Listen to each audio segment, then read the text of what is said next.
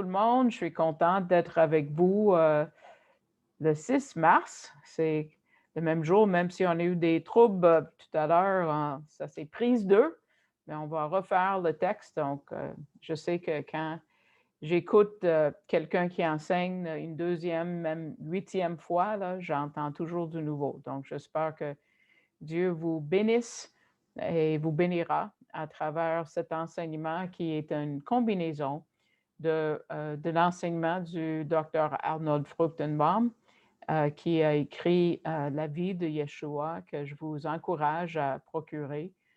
C'est 25 pas parce que j'aime vendre des choses, mais c'est parce que c'est tellement un outil précieux et incroyable. Ça reflète tu sais, un produit de plus de 40 ans de travail, de recherche qui est sur chaque verset dans les 4 évangiles, pas juste l'évangile de Matthieu. Et je vous encourage d'ailleurs de suivre euh, dans cette œuvre-là ce que j'enseigne. Vous allez entendre des bouts qui viennent de lui, des bouts qui viennent de M. Gabizon, mais je ne vais pas vous détailler chaque fois qu'il y a quelque chose euh, de qui ça vient. Donc, ça va être un mélange dans le fond. Euh, donc, on est à Matthieu 3. Je vous invite à y tourner si vous voulez. Et puis, on arrive presque au moment qu'on va rencontrer le Messie et on va être béni une fois qu'on entend ses paroles et ses enseignements, mais on est presque là. On va voir Jean le Baptiste et le baptême de Jésus et on va voir des témoins qui ont toute une portée, vraiment la portée la plus importante. Et dans le fond, c'est le témoignage de l'Ancien Testament au complet. Euh, la Tanakh, qui est la Torah, la loi, les prophètes, les écrits. On a déjà vu 5 prophéties et on va voir une 6e aujourd'hui. Et on voit que toute la loi qui a été donnée par Moïse nous a montré Jésus-Christ. Donc, c'est Jean le Baptiste qui en parle.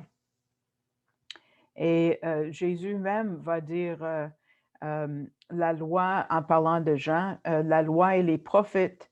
Les prophètes ont subsisté jusqu'à Jean, parce que Jean est comme le dernier prophète, si vous voulez, de l'Ancien Testament ou de l'Alliance de Moïse, dans le fond, c'est ça. Et, mais qui reflète des milliers d'années de témoignages. Dans le fond, on voit la première prophétie messianique qui est dans le Jardin d'Éden. Et Jean le Baptiste est parmi les plus doux et les plus courageux dans la Bible. Il est courageux parce qu'il devait se mettre debout contre tout un système. Mais il n'était pas seul parce qu'il n'y a pas un seul homme qui est capable de faire ça lui-même. On a un verset d'un livre ou d'un psaume qui m'a beaucoup influencé avant de devenir croyante, où ça dit dans le psaume 27, si une armée se campait contre moi, mon cœur n'aurait aucune crainte. De qui aurais-je crainte? Les versets 1 et 3. Et puis, Jean le Baptiste a vraiment vécu ces versets-là. Il n'avait pas peur. Et quand on parle de sa douceur et son humilité, il était vraiment en haut, il était vraiment à son summum de son ministère quand il a dit non, non, il faut que moi je diminue et que lui, il croisse. Donc, quelle humilité, c'est un vrai serviteur. Son nom est Yohanan, Han ou Chen, c'est le mot pour grâce. Ya, ça nous parle de qui est Dieu. Donc, c'est la grâce de Dieu. Donc, quelque chose qui a reflété tout au long de son ministère. Monsieur Gabizon a trouvé une illustration d'un conducteur de chef d'orchestre et puis on lui a demandé quel était l'instrument le plus difficile à jouer. Et lui a dit deuxième violon, deuxième. Parce que dans le ministère, on est tous, on ne peut pas être premier. Il y a une série de témoignages de euh, en français qui sont entitrés Je suis deuxième. Donc, mais les religieux de notre temps pensent au pape, par exemple, ou quelqu'un qui veut être numéro un. Et juste le numéro un, le pape a rencontré quelqu'un dans le monde arabe, en Irak, le numéro un de la religion shia musulmane. Et les deux, je suis sûre, ont des robes, vraiment, on va voir, Jean le Baptiste n'avait pas des belles robes. Mais on peut dire que Jean le Baptiste n'était pas si doux quand il a parlé aux dirigeants juifs que c'était une bande de vipères. Non, mais quand même, c'est à cause de son étendard ou la définition de la sainteté et son sens de justice. Parce qu'on ne voit pas de mal, et c'est sûr qu'il était pécheur, mais il a même accepté de mourir pour son sauveur. On va voir plus de lui un peu plus tard. Mais on n'est pas encore arrivé au témoignage le plus haut par rapport à lui, parce qu'on a Dieu le Père et Dieu le Saint-Esprit qui étaient tous les deux présents au baptême de Yeshua, et les deux ont marqué son ministère, et il n'y a pas de témoignage plus élevé que ça. On voit le Saint-Esprit dans une forme visible, une colombe. Il n'était pas dans la colonne de feu ou colonne de nuée comme on a vu dans l'Ancien Testament. Dieu le Père n'est pas présent comme sur le mont Sinaï avec des éclairs, tonnerres et tout. Non, il vient doucement pour dire le verset suivant que vous voyez. Celui-ci est mon fils bien-aimé, en qui j'ai trouvé mon plaisir ou toute mon affection. Wow! Il n'y a pas de témoignage plus haut que ça, imagine. Si Dieu dit un jour qu'il prend plaisir ou il met son affection sur nous. Wow! Donc, ça nous parle de combien notre Sauveur est merveilleux et ça aide à confirmer et solidifier notre foi. On va commencer la lecture du chapitre 3. Donc, si vous n'avez pas encore ouvert, je vous invite à regarder les versets 1 à 6 et on va voir la 6e prophétie par rapport au Messie. En ce temps-là parut Jean-Baptiste, prêchant dans le désert de Judée. Il disait, repentez-vous, car le royaume des cieux est proche. Jean est celui qui avait été annoncé par Ésaïe, le prophète, lorsqu'il dit, c'est ici la voix de celui qui crie dans le désert. Préparez le chemin du Seigneur, aplanissez ses sentiers. Jean avait un vêtement de poil de chameau et une ceinture de cuir autour des reins. Il se nourrissait de sauterelles et du miel sauvage. Les habitants de Jérusalem, de toute la Judée, de tout le pays des environs du Jourdain, se rendaient auprès de lui et, confessant leurs péchés, ils se faisaient baptiser par lui dans le fleuve du Jourdain. Donc, lui est venu dans le désert de Judée. Mais pourquoi il n'est pas allé à la ville de Dieu, à Jérusalem? Jérusalem n'était pas une bonne ville rendue là au temps de Jean. Ce n'était pas une ville de paix. C'est une ville de corruption et de beaucoup de luttes et de difficultés. Mais le désert, c'est une place où on trouve souvent les prophètes de Dieu. Il était comme poussé jusqu'au désert parce qu'on disait, toi, tu es un trouble fait. Comme on l'a dit, tu mets les bâtons dans les roues, dans le fond, comme on a dit à Élie dans d'autres mots. Ça a dérangé la vie des gens, donc on les a repoussés. Jean était habillé comme un paysan, vraiment comme on peut dire, tu sais, on a un dessert simple au Québec qu'on appelle pudding du chômeur, mais Jean est comme habillé en chômeur dans ce sens-là. Vêtements de poil de chameau, c'est des vêtements de quelqu'un de pauvre. Il mangeait la nourriture des pauvres parce que, bon, les sauterelles, toutes les sauterelles n'étaient pas cachères, sauf une une espèce de sauterelle, et c'est cette sorte-là qu'il mangeait. Je ne suis pas spécialiste dans la loi, mais vous pourrez regarder vous-même. Et il a mangé du miel sauvage. Et puis, ça, c'est vraiment bon. Si jamais vous avez goûté le miel d'Israël, wow! J'en ai eu un petit pot à l'automne, puis watatao, par la poste, évidemment. Mais le désert, c'était le lieu où Jean a été formé. C'était son terrain de formation. Le Seigneur pouvait lui parler. Mais comment est-ce qu'il a eu le courage et la puissance qu'on voit dans les versets qui décrivent, surtout au début de son ministère? Le mot pour désert, c'est le mot en grec érémos. On peut penser au mot éré en français, qui veut dire une place abandonnée, déserte, vraiment qui a rien. Mais nous aussi, on a besoin d'aller des fois dans une place comme ça pour rencontrer Dieu face à face, euh, loin de l'influence du monde, de la télévision, d'autres personnes pour qu'ils nous parlent et nous former pour son service, nous aussi. On pense à Moïse qui a passé 40 ans dans le désert. Il était berger de moutons, mais ce n'était pas du temps perdu du tout parce que Dieu l'a formé pour ensuite guider Israël pendant 40 ans par après. Paul, comment est-ce que l'apôtre Paul, Shaoul, Rav Shaoul, comment il a développé le caractère qu'on voit, la connaissance et la puissance. Il n'était pas parmi les croyants à Jérusalem, non, il ne le connaissait pas, il le connaissait juste comme un gars qui les persécutait. Mais à Galate, il nous révèle qu'il avait passé du temps 3 ans en Arabie.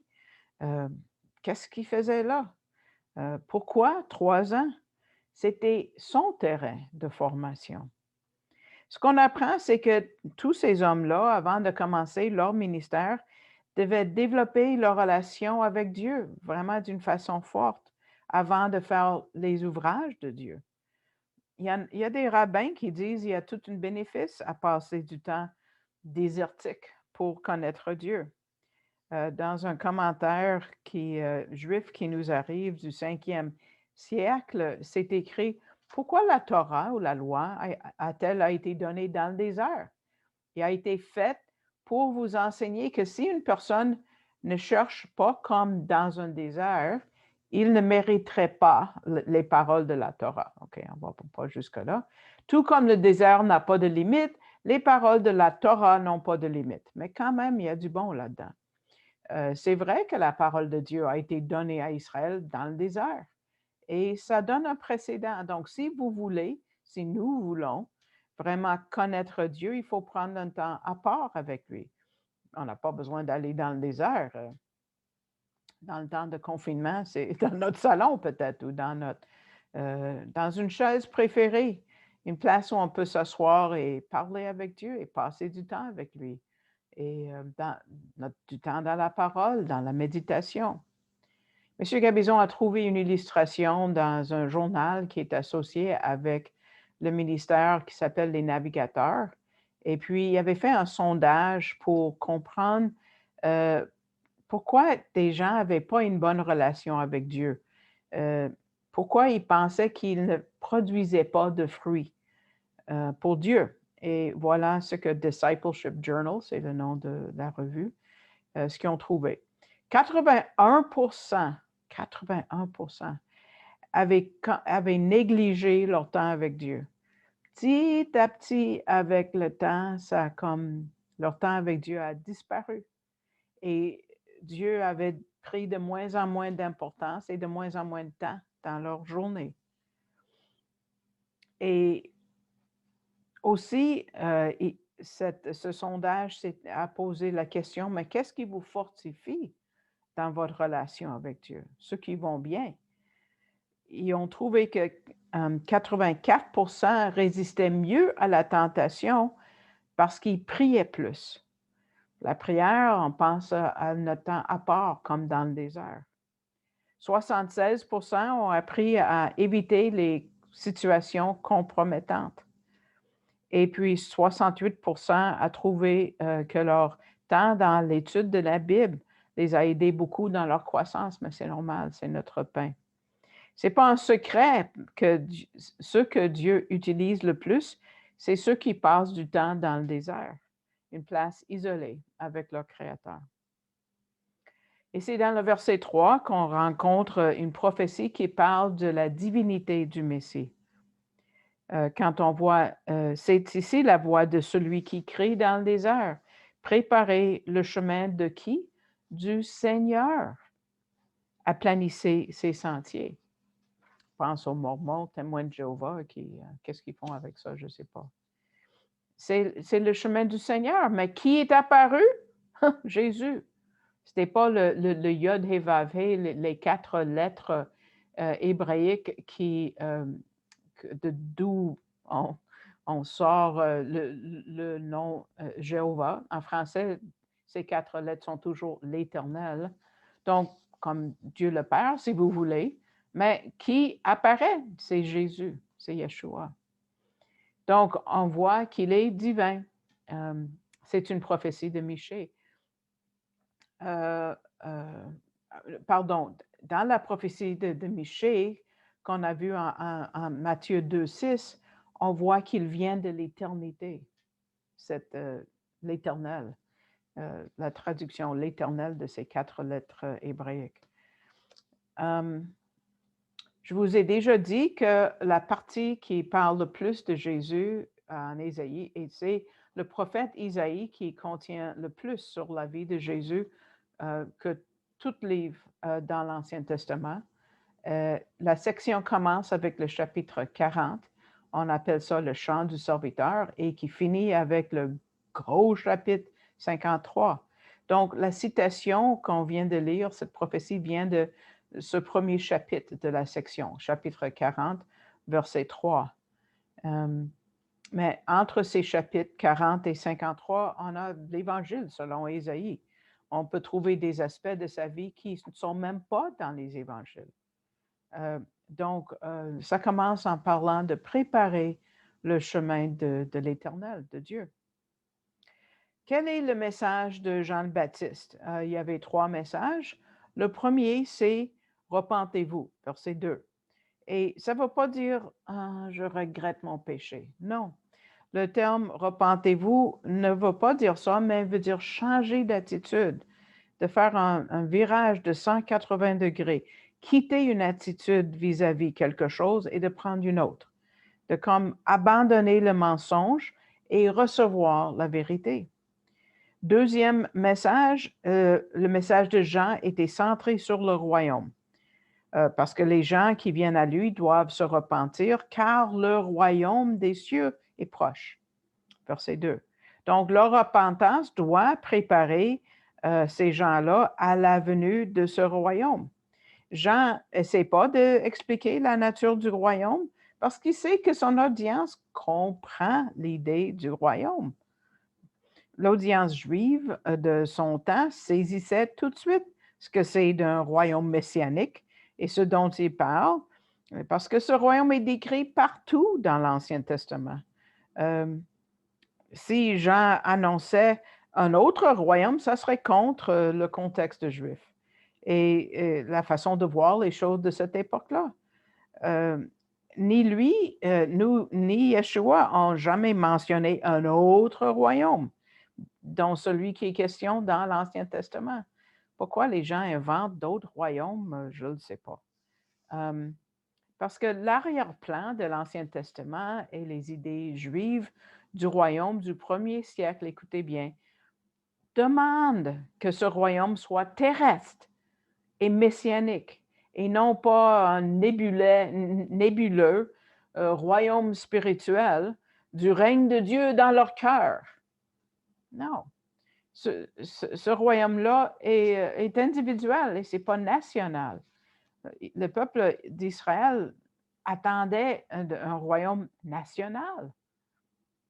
Troisièmement, Jean proclame un baptême de repentance pour la rémission des péchés. On voit ça en Luc aussi. Ce qu'il faut noter, c'est que ceux qui se font baptiser par Jean prennent un genre d'engagement. Ils acceptent pour Messie celui que Jean va désigner, lui le Messie. Je me fais baptiser et quand Jean dit c'est lui le Messie, moi je vais l'accepter. C'est comme j'accepte la personne qui va me montrer. Parce que en croyant ce message messianique et en se repentant, ils reçoivent la rémission des péchés. Et plus loin, on voit dans les évangiles, ceux qui sont baptisés par Jean, oui, rencontrent Yeshua et ils croient en lui. Jean va proclamer son message pendant au moins 6 mois avant qu'il déclare Jésus, c'est lui le Messie. Donc, un grand nombre de Juifs étaient venus de loin et de l'extérieur, on vient de le lire, et ils se font baptiser, puis ils retournent chez eux. Et bien des années plus tard, des décennies plus tard, on voit dans le livre des Actes, chapitre 19, l'apôtre Paul va rencontrer un groupe de Juifs qui ont reçu ce baptême, mais n'ont jamais entendu parler du Messie parce qu'ils vivaient en dehors de la région. Donc, il fallait que Paul leur dise, c'est Yeshua de Nazareth. Et là, ils étaient fidèles à leur engagement qu'ils avaient pris quand ils se sont fait baptiser par Jean et ils acceptent Jésus comme leur Messie et ils sont baptisés de nouveau par le baptême des croyants, parce qu'ils avaient juste eu le baptême de Jean pour la repentance. Qui d'autre est venu chercher ce qui se passait? Mais on a beaucoup de... on a des choses difficiles à lire un peu et à travers l'Évangile, parce qu'il y a des gens qui disent « Ah, le Nouveau Testament est antisémitique, c'est contre les Juifs. » Mais on va voir qui sont ces personnes-là. Mais ça nous réveille à une réalité qu'on oublie ou dont on ne veut pas se souvenir. Donc, versets 7 à 12, on va le lire. Mais voyant venir à son baptême beaucoup de pharisiens et de sadduciens, il leur dit, race de vipères, qui vous a appris à fuir la colère à venir? Produisez donc du fruit digne de la repentance et ne prétendez pas dire en vous-même, nous avons Abraham pour père. Ce que je vous déclare, car c'est de ces pierres-ci, Dieu peut susciter des enfants à Abraham. Déjà, la cognée est mise à la racine des arbres. Tout arbre donc qui ne produit pas de bons fruits sera coupé et jeté au feu. Moi, je vous baptise d'eau pour vous amener à la repentance. Mais celui qui vient après moi est plus puissant que moi. Et je ne suis pas digne de porter ses souliers ou de détacher, c'est l'idée, ses souliers. On va le voir tantôt. Lui, il vous baptisera du Saint-Esprit et de feu. On va regarder tout ça. Il a son vent à la main, il nettoiera son air et il amassera son blé dans le grenier, mais il brûlera la paille dans un feu qui ne s'éteint point. Là, il y a des choses qui sont mal comprises dans beaucoup d'églises que je vais vous expliquer selon le contexte juif. Donc, écoutez bien. On va commencer par identifier ces groupes-là, parce que c'est la première fois qu'on voit le mot pharisien, sadducéen. D'où sort ça? Ce n'est pas dans l'Ancien Testament. Les pharisiens, d'abord, sont des chefs religieux qui ont joué un rôle majeur dans les différentes étapes du judaïsme du premier siècle. Ils étaient convaincus que la loi orale, ça c'est quelque chose qui a été donné, ils croient, par Dieu à Moïse depuis Sinaï, et puis qui a été passé de bouche à oreille. Il n'y a pas d'évidence de ça du tout. Et ils disent que cette loi orale a la même autorité que la Bible. Et ils aussi, qu'est-ce qui les caractérise? Ils soutenaient une résistance passive à l'autorité romaine. L'autre côté, on a des Sadduciens. C'est qui? Ils venaient généralement des familles riches et aristocratiques. Eux, ils ne connaissaient pas cette loi orale qui est devenue la tradition des anciens. Ça, c'est le nom à la loi orale qu'on voit dans le Nouveau Testament, en Matthieu 15. Et cette différence, un groupe accepte, l'autre refuse, c'était la source de conflit majeur entre ces deux groupes. On pense à Anne, qui était le souverain sacrificateur. Il était sadducéen. Tous les prêtres étaient sadducéens, ou la plupart. Et puis au 1er siècle, les principaux sacrificateurs étaient nommés par qui? Rome. Et ils acceptaient volontiers l'état actuel des choses, parce que c'est comme ça qu'ils recevaient leur pouvoir. Donc, ils ne voulaient pas que quelqu'un vienne brasser le tout, là. Ils voulaient que ça reste. Le troisième groupe qui est mentionné dans les évangiles est celui des Hérodiens. Et leur nom indique qu'ils acceptaient l'autorité de Rome sur Israël, aussi longtemps qu'elle s'exerçait par la maison de Hérode. Ce n'était pas un groupe religieux du tout. Donc, les différentes opinions religieuses et politiques de ces groupes faisaient qu'ils s'opposaient pas juste entre eux, mais à Jean et à Jésus éventuellement aussi. On va voir le début de ce conflit ici en Matthieu 3.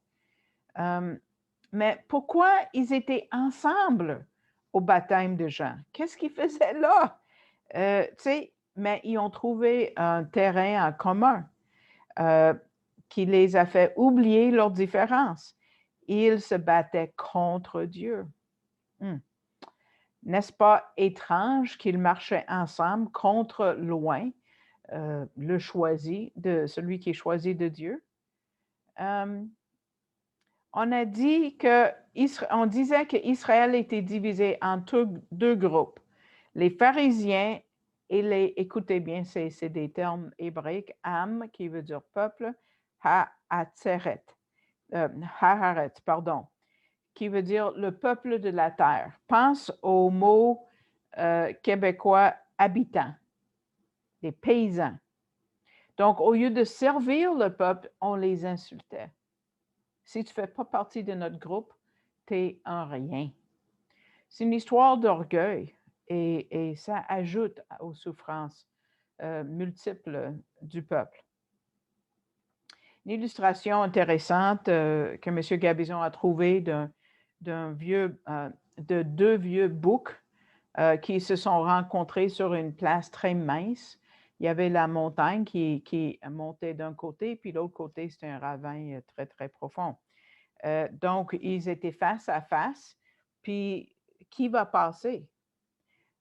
Impossible de se tourner ou de reculer. Comment ils ont fait? Si les deux vieux boucs avaient été comme les peuples, les Sadducéens, les pharisiens, ils se seront battus et les deux seraient tombés, probablement. Mais les vieux boucs avaient plus de sens. Un s'est couché et a laissé l'autre passer par-dessus. Et les deux ont fini par être en sécurité.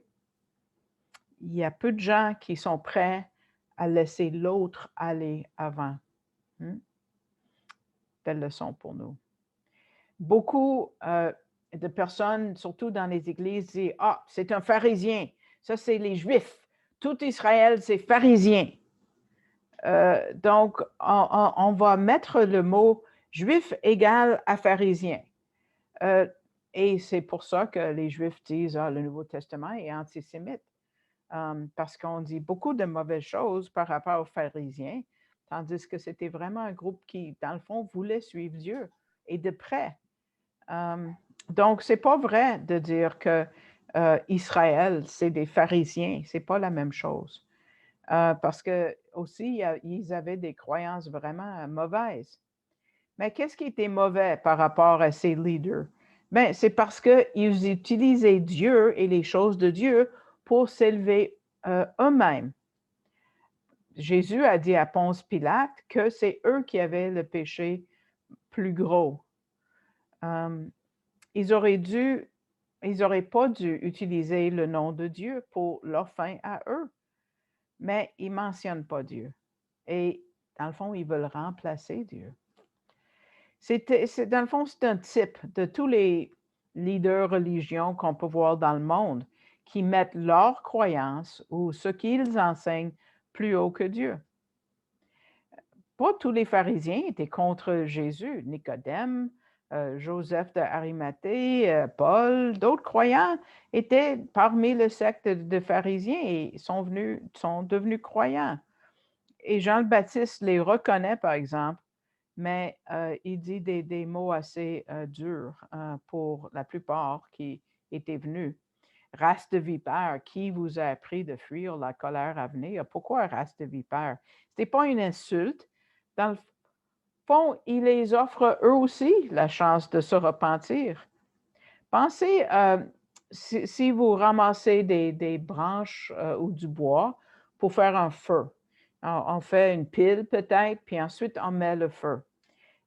Des fois, il y a des serpents qui sont accrochés, mais quand on commence à mettre le feu, là, ils s'en vont vite.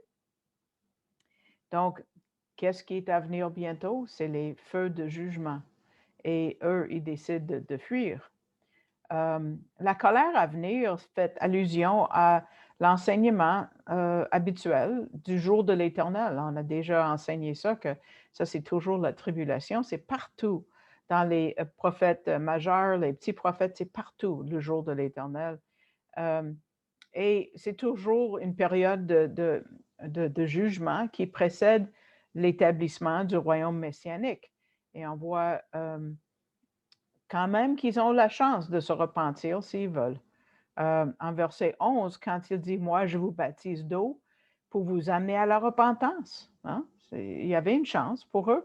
Mais celui qui vient après moi est plus puissant que moi. Je ne suis pas digne de porter ou détacher ses souliers. Lui, il vous baptisera du Saint-Esprit et du feu. Donc, il donne un choix.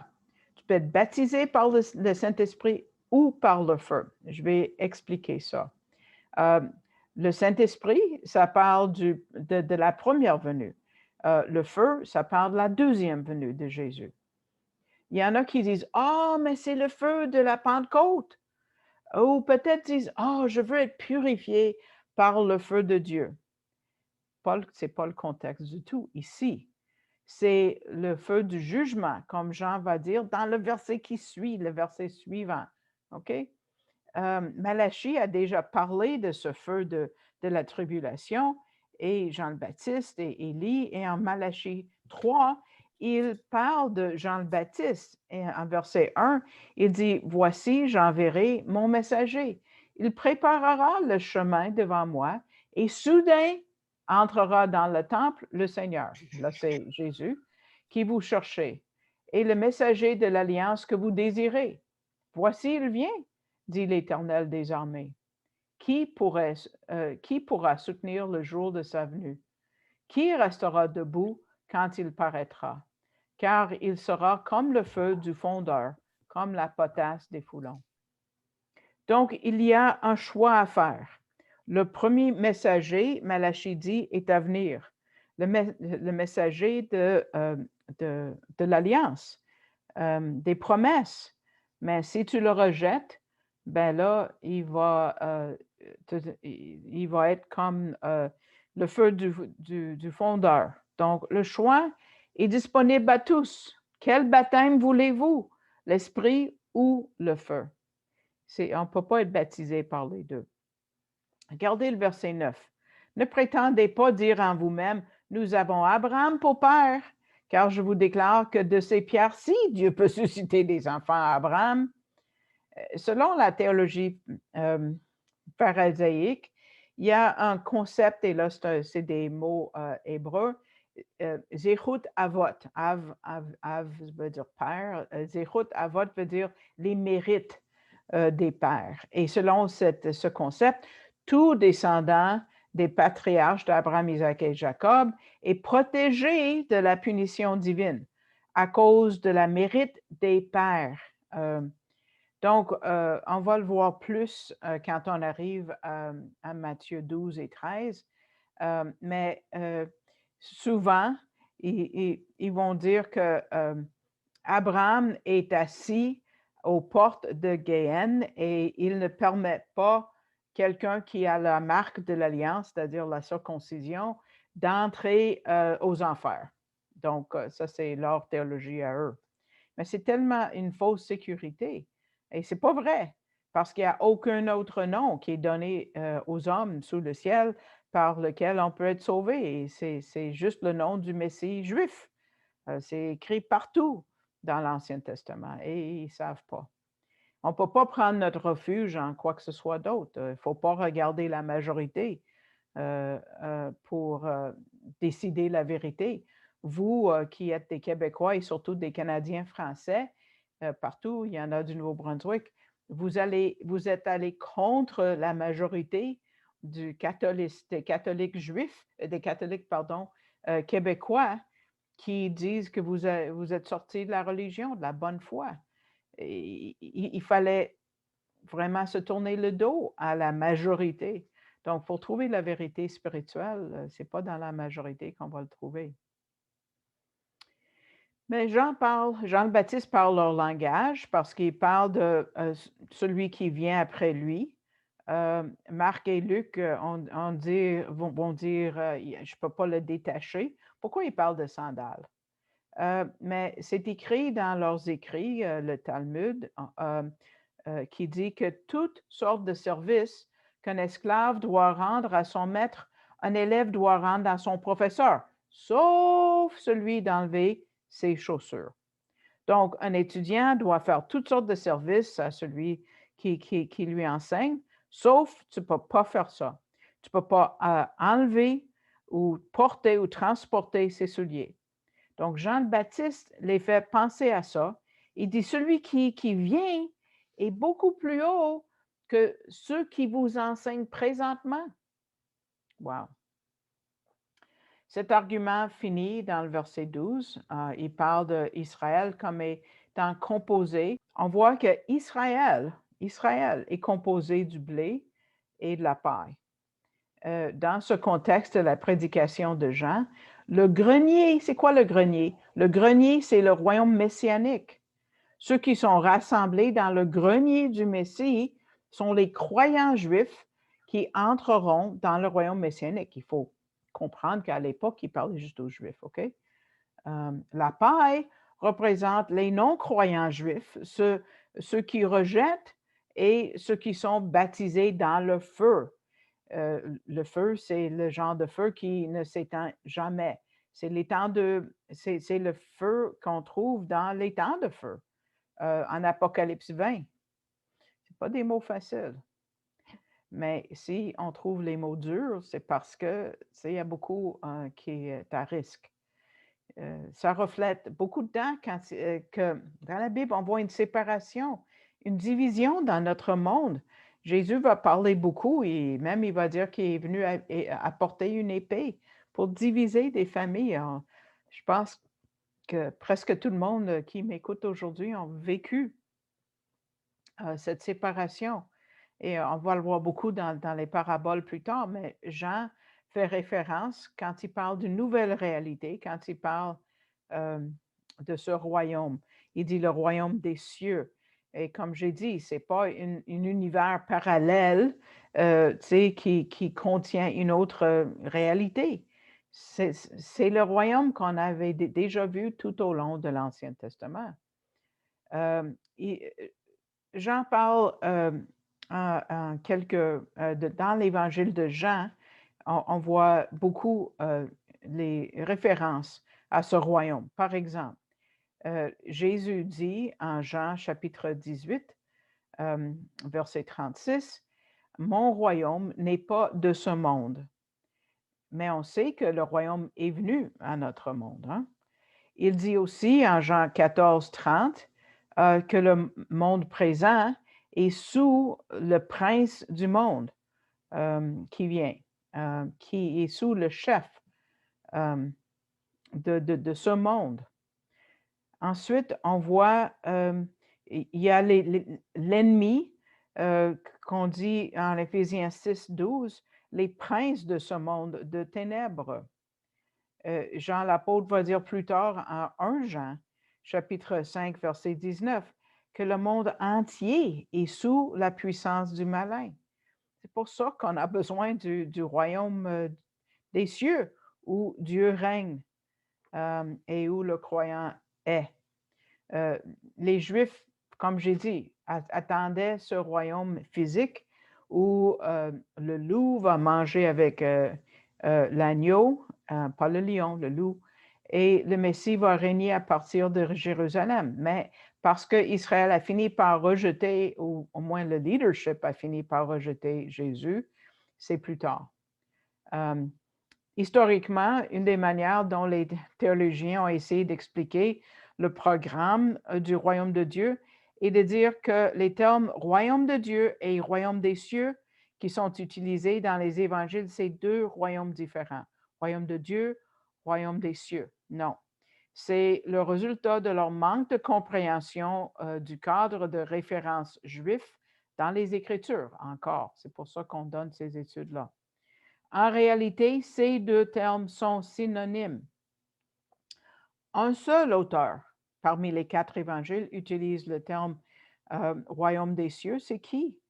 C'est Matthieu. Il utilise aussi le terme royaume de Dieu, mais juste 4 fois. Et quand il les utilise, c'est toujours avec le même sens. Et c'est évident parce que si on compare le même événement dans plusieurs évangiles, on voit que Luc ou Marc vont dire, par exemple, Marc 4, c'est à vous qui a été donné le mystère du royaume de Dieu. Matthieu va dire, parce qu'il vous a été donné de connaître les mystères du royaume des cieux. Donc, c'est le même événement. Hein? Et Marc va dire royaume de Dieu, Matthieu va dire royaume des cieux. Luc fait la même chose. Mais pourquoi? Les termes sont synonymes. Ils sont dans les passages vraiment analogues. Donc, pourquoi? C'est parce que Matthieu est un évangile qui parle à qui? Il parle aux Juifs principalement, exactement. Et puis, qu'est-ce qu'il y a de particulier chez les Juifs quand on mentionne Dieu? Mais on ne parle pas de Dieu. On parle de Adonai, de notre Seigneur, on parle de Hachem, on parle du nom, Hachem, le nom. Quand j'étais jeune, j'écrivais le mot God, G, trait d'union, D. Je ne marquais pas le O. Même chose avec Lord. L majuscule, O. Au lieu du O, je mettais un trait d'union. Je connais des francophones qui mettent juste la lettre D majuscule. Point. Pour ne pas écrire Dieu. Parce que c'est comme pour désacrer le nom de Dieu si plus tard on jette ce bout de papier. Donc, Matthieu connaît la sensibilité juive et il s'adresse aux Juifs. Donc, il utilise un autre terme pour ne pas les offenser. Quand Jean a utilisé les mots « repentez-vous car le royaume des cieux est proche », Jésus n'avait pas encore offert le royaume à Israël. Entre le chapitre 5, on va voir plus tard, et 11, oui, il offre. En chapitre 12, il le rejette. Et en chapitre 13, tout de suite, on voit les paraboles du royaume. Donc, Jean le Baptiste est mentionné plus tard, en chapitre 11, juste avant qu'il rejette son témoignage, dans le fond. C'est comme la dernière offre à Israël. Et puis, là, ça va être changé dans un autre genre de royaume, comme on va voir plus tard dans l'Évangile. Maintenant, on arrive à un point très important et excitant, c'est le baptême de Jésus.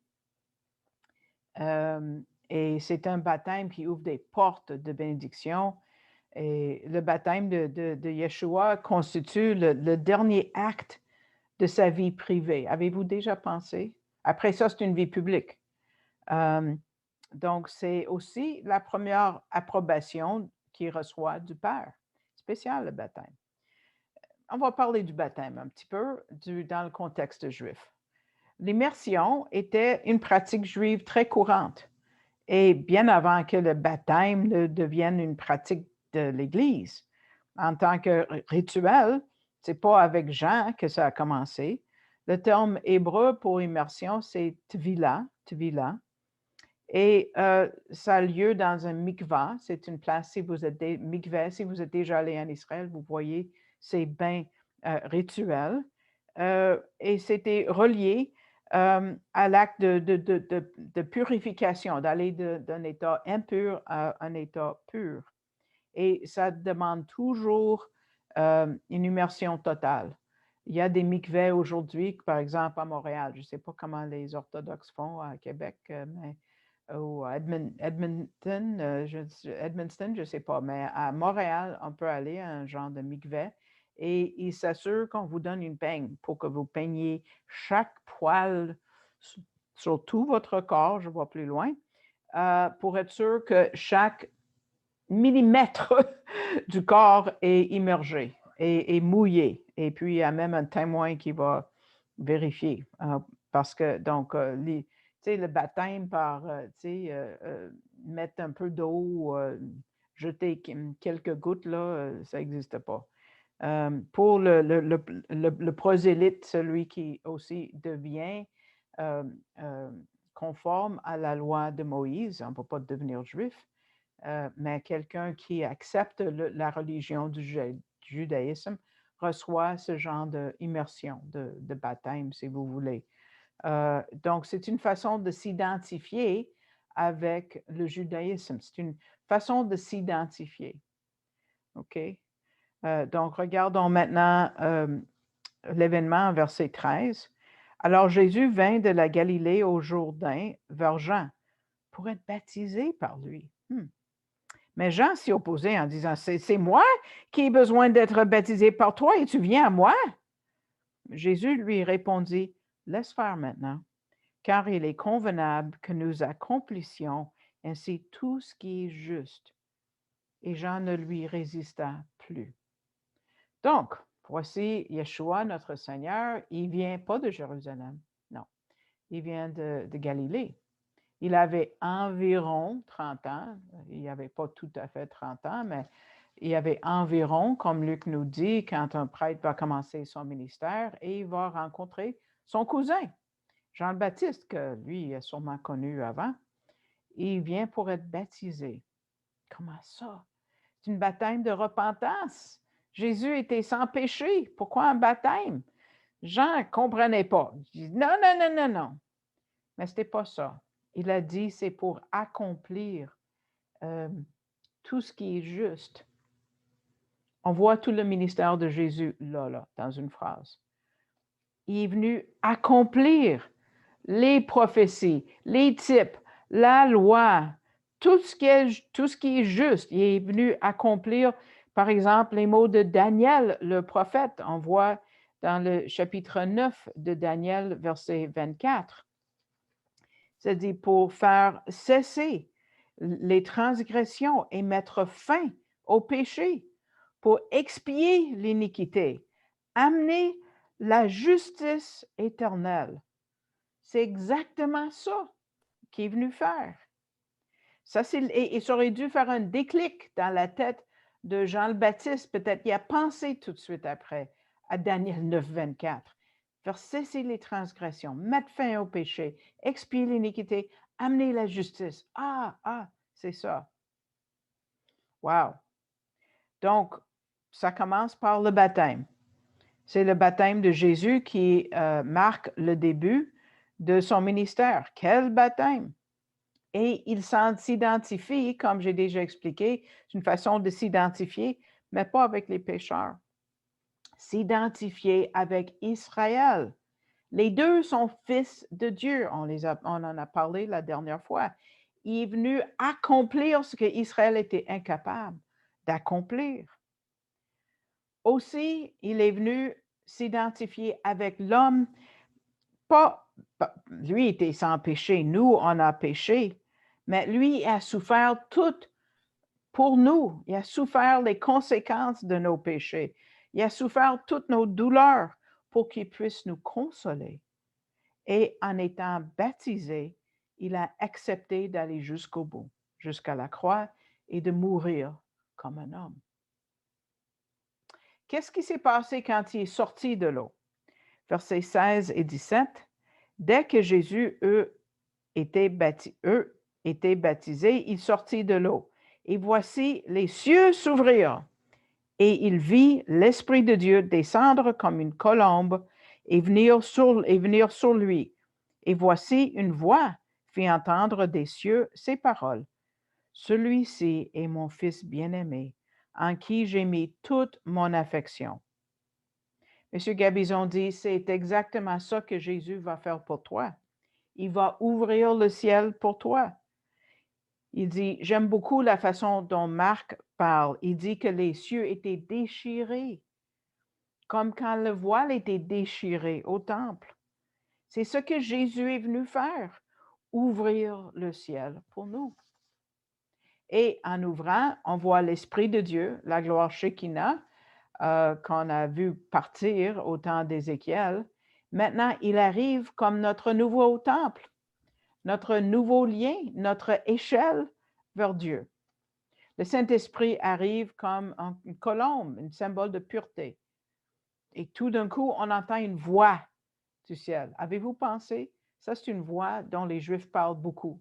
Ça s'appelle le bat-kol. Bat-kol qui veut dire la voix du ciel. Ils ont mis un nom à la voix qu'on peut écouter de Dieu. La voix de Dieu, c'est la bat-kol. Donc, c'est la voix de Dieu qui a parlé. On voit ce mot-là, bat-kol, ou les deux mots, dans leur Bible, dans les traductions en araméen, les Targumim. Ils disent que la parole de Dieu est venue à Israël par leurs prophètes. Et quand il n'y avait pas de prophète, Dieu a parlé par la bat-kol. Et ici, c'est la voix. Et ça témoigne de qui est le Messie. Il prend son plaisir en lui. C'est mon Fils bien-aimé. Ça, c'est le témoignage de Dieu le Père. Et là, on a toute la Trinité impliquée. Beau passage à regarder pour ceux qui ne croient pas à la Trinité. On voit le Fils, l'Esprit et le Père qui sont tous là au début pour marquer le début du ministère du Messie. Et c'est prophétisé. On le voit en Ésaïe 48, verset 16, c'est le verset préféré de tous les Juifs croyants qui parle de la Trinité. Ésaïe 48, vous pouvez vous rappeler qu'Israël est devenu un État en 1948. Et après, vous trouverez le verset. On voit, c'est Jésus, dans le fond, le serviteur qui parle. Approchez-vous donc de moi et écoutez. Dès le commencement, je n'ai point parlé en cachette, ça c'est important. On peut comprendre les Écritures. Gardez ça en tête, ce n'est pas un mystère. Hein? Dès l'origine de ces choses, j'ai été là. Et maintenant, voilà 1, 2, 3. Le Seigneur, l'Éternel, ça c'est Dieu le Père. Okay? C'est le Yod He Vav He, c'est les 4 lettres hébraïques. M'a envoyé, c'est le serviteur, c'est Jésus qui parle, avec son esprit, numéro 3. Là, c'est très clair, la Trinité. Donc, les groupes comme les Mormons, les Témoins de Jéhovah et d'autres vont souvent utiliser le Nouveau Testament pour essayer de prouver que Jésus n'était pas Dieu, mais ils ne touchent pas d'habitude à l'Ancien Testament. Ça, c'est un très beau passage à garder en tête pour, si jamais Dieu vous appelle, à leur en parler, à témoigner. Donc, ici, on a Dieu le Père, Dieu, l'Éternel, son Esprit, et Jésus qui sont unis. Donc, je vais vous faire une liste de 4 baptêmes ici. Donc, préparez-vous. 4 baptêmes ici tout de suite en Matthieu. On a premièrement le baptême de l'Esprit. Et ça suit le baptême de Jean. Donc, on a le baptême de Jean, le baptême de l'Esprit. On a parlé du baptême de feu, le jugement.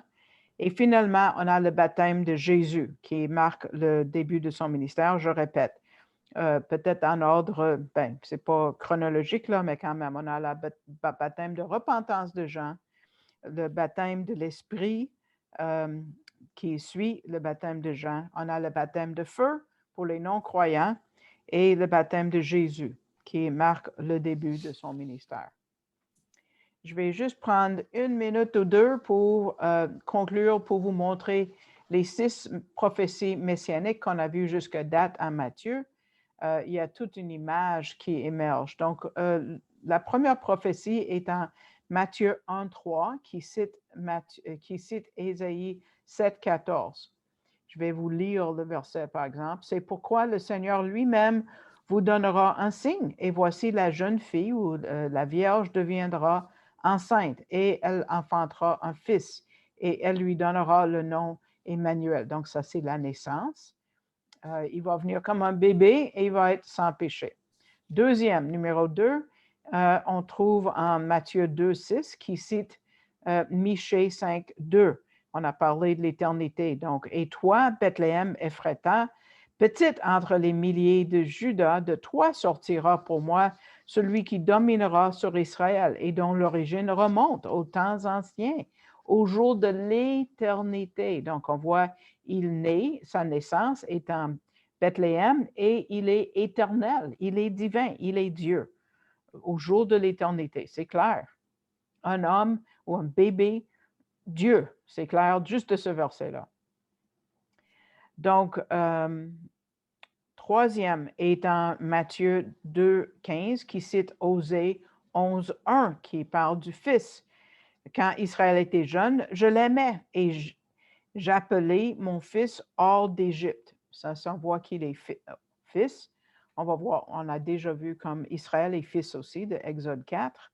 Et ça parle de sa mission, qu'il remplit la mission qu'Israël n'était pas capable d'accomplir. Ensuite, il leur redonne leur identité, ceux qui deviennent croyants. Donc, on voit sa mission, c'est d'identifier avec Israël et d'accomplir le ministère du salut en étant le Fils qui est l'être éternel. Quatrièmement, on a Matthieu 2,18 qui cite Jérémie 31, verset 15, et ça, c'est des événements tristes. On parle de quand la tuerie faite par le roi Hérode, quand se dit « Ainsi par l'Éternel », on entend des cris à Rama, des lamentations, des larmes amères. Rachel pleure ses enfants. Elle refuse d'être consolée sur ses enfants, car ils ne sont plus. Donc, ça parle de son rejet, parce qu'Hérode a essayé de le tuer. Le cinquième, ça parle du témoignage de tous les prophètes. À Matthieu 2, 23, quand ça dit « Il sera appelé Nazaréen », on a vu ça, que quand le mot Nazareth n'existe pas dans l'Ancien Testament, mais tous les prophètes ont parlé de comment le peuple va le rejeter, il va être méprisé par la majorité. Mais la dernière est super puissante et on le trouve, on l'a vu aujourd'hui, Matthieu 3,3, on a vu la voix de celui qui crie dans le désert, préparez le chemin de l'Éternel qui vient de Ésaïe 40, verset 3. Parce que c'est le Seigneur lui-même qui est venu comme un bébé à Bethléem, celui qui vient d'en haut, celui qui est le Dieu de l'Ancien Testament. Donc, voilà la leçon pour aujourd'hui. Un peu en temps différé à cause des problèmes techniques, mais j'espère que vous avez appris quelque chose là-dedans. Il y a aussi une façon, parce qu'il y a des gens qui écoutent ça en différé ou par après sur l'Internet, on va juste mentionner une façon de me soutenir par les 2 dernières diapos. Je dois répéter ça chaque fois et j'apprécie. Il y a des gens qui ont commencé à me soutenir anonymement. Je l'apprécie grandement. Je ne sais pas si c'est parmi les gens qui m'écoutent en ce moment, mais je l'apprécie. Je vous dis merci parce que je ne peux pas le faire autrement. Vous allez au site internet arielcanada.com, vous cliquez sur le drapeau français et puis ça vous amène à canadon.org et pour faire un don électronique. Si vous voulez l'envoyer par la poste aussi, l'adresse est trouvée sur arielcanada.com. Mais ici, électroniquement, vous pouvez faire un don en cliquant sur le rectangle rouge et en sélectionnant mon nom d'un menu que tu tires vers le bas. Donc, je vous remercie de votre temps et puis j'espère que ça vous a béni. Donc, on va se voir dans 2 semaines.